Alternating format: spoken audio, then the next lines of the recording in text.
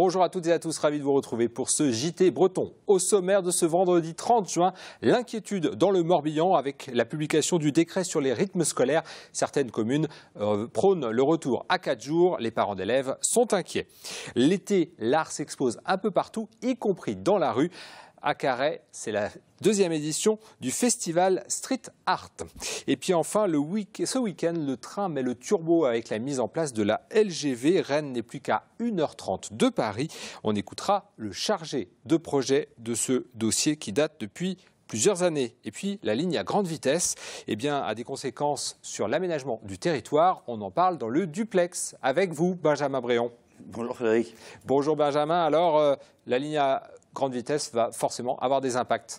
Oui, c'est ça. Reste à voir s'ils seront aussi importants que ce qui nous a été vendu depuis des années. On vous retrouve dans un instant. Bienvenue dans cette édition du vendredi 30 juin.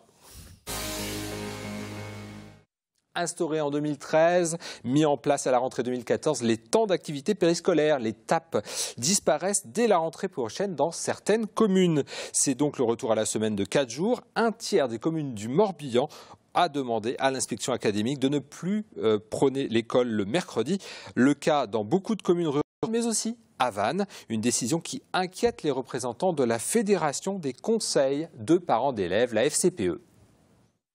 Il est hors de question pour nous de supprimer, de sacrifier la 5e matinée d'apprentissage des enfants. Elle est essentielle pour l'apprentissage des fondamentaux, pour leur réussite scolaire.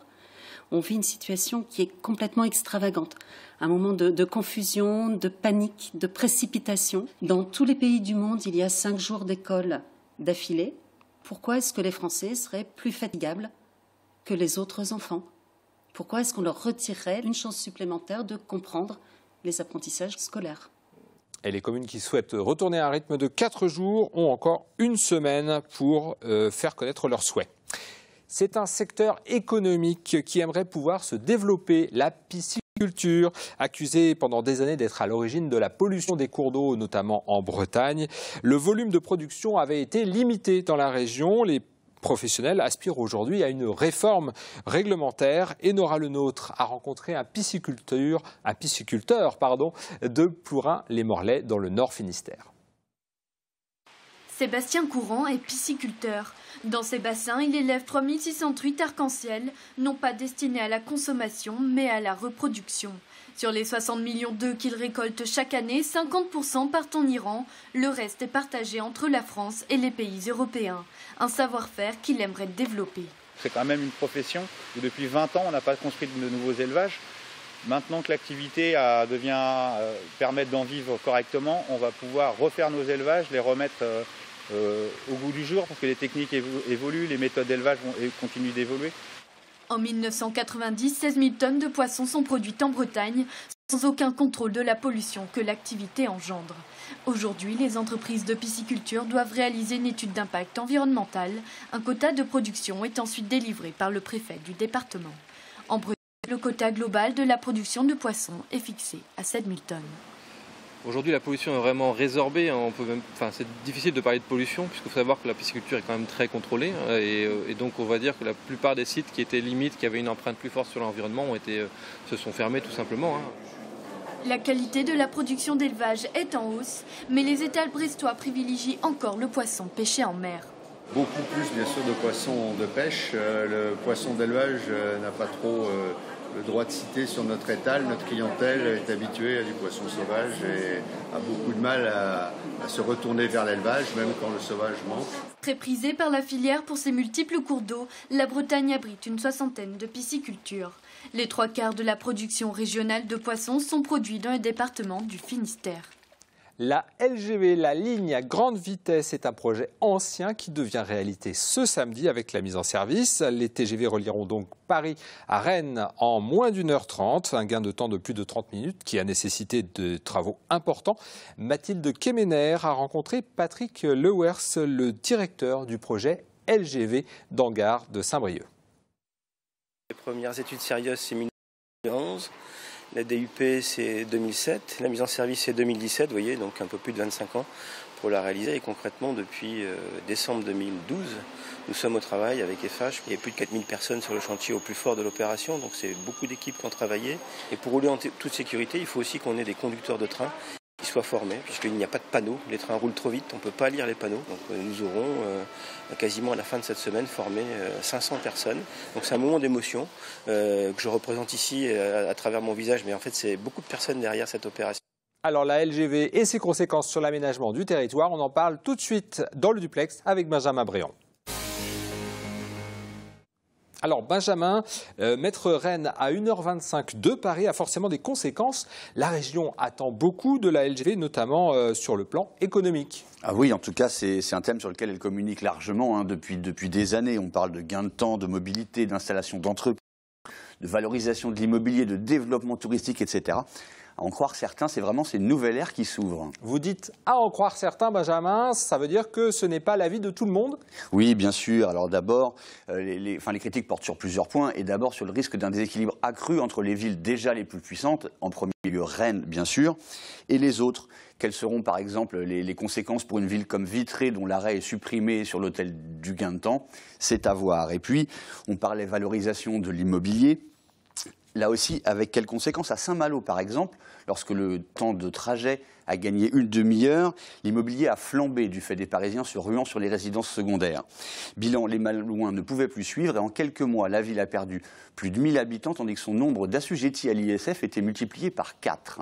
Alors, reste quand même que la LGV peut peut-être doper l'activité et le dynamisme économique de la région? Oui, Frédéric. Peut-être, mais la Cour des comptes s'était penchée en 2014 sur les effets des autres LGV, et notamment de la LGV Est, et elle en tirait des conclusions très nuancées. Pour elle, d'abord, le principal effet positif, c'était l'installation près des gares de pôles tertiaires, même si pour la plupart, d'ailleurs, ces entreprises provenaient du même bassin d'emploi. Elle relevait quand même qu'en Alsace-Lorraine, dans les 5 ans qui avaient suivi l'ouverture de la LGV, l'emploi avait diminué même. Alors pas d'inquiétude pour autant, la Bretagne est quand même mieux armée pour y faire face. Le vrai défi en fait, ce sera de s'appuyer sur cette LGV pour renforcer considérablement le maillage du territoire. Si ce défi est relevé, et seulement s'il l'est, on pourra vraiment parler de Bretagne à grande vitesse. Merci beaucoup Benjamin, à très bientôt.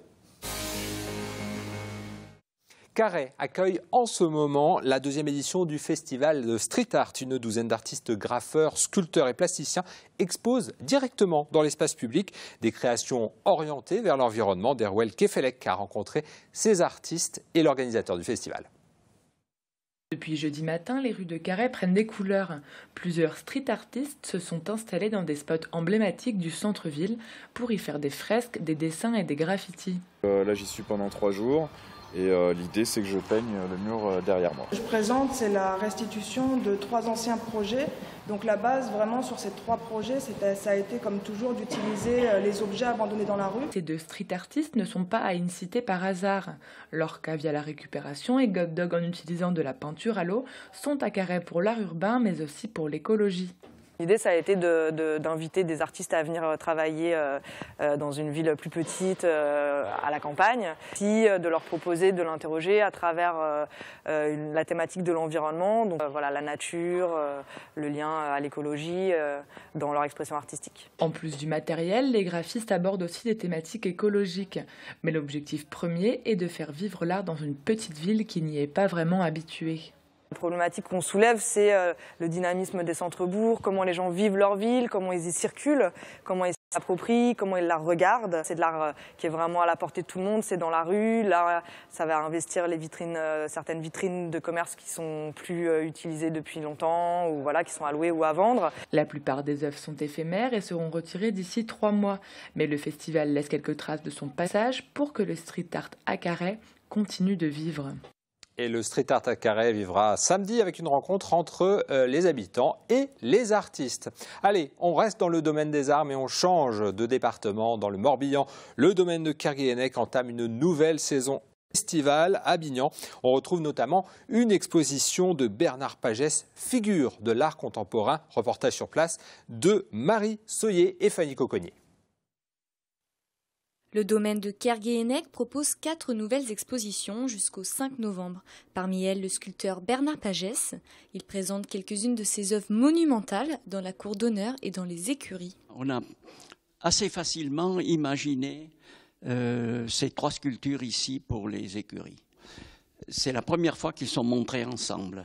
Et alors qu'ils sont très écartés dans leur date de fabrication, il y a des correspondances flagrantes. Dans la bergerie, nous retrouvons plusieurs œuvres de Talquat.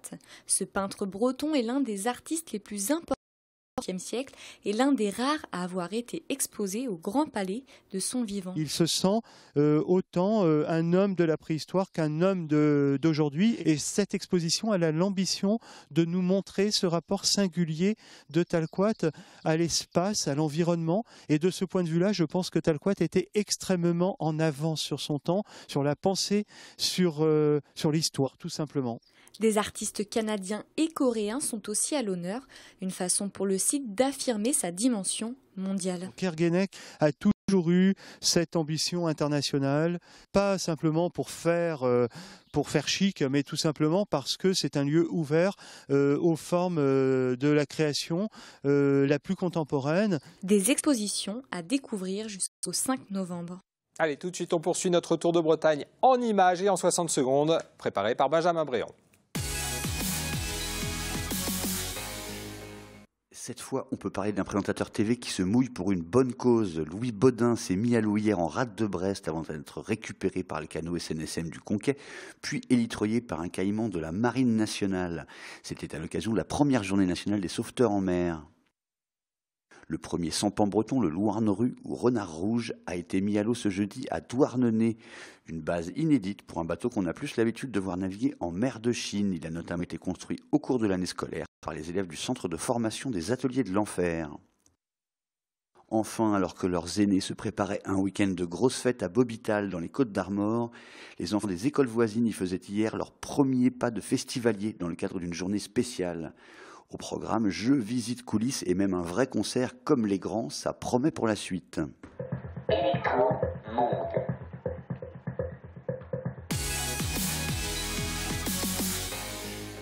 Merci beaucoup d'avoir suivi ce JT, c'était le dernier de la saison. Dès lundi prochain, les équipes de TBO et TB Sud sortent des studios pour la nouvelle formule d'été, l'instant été à retrouver du lundi au vendredi à 19h30. Bonne soirée, bon week-end et à lundi.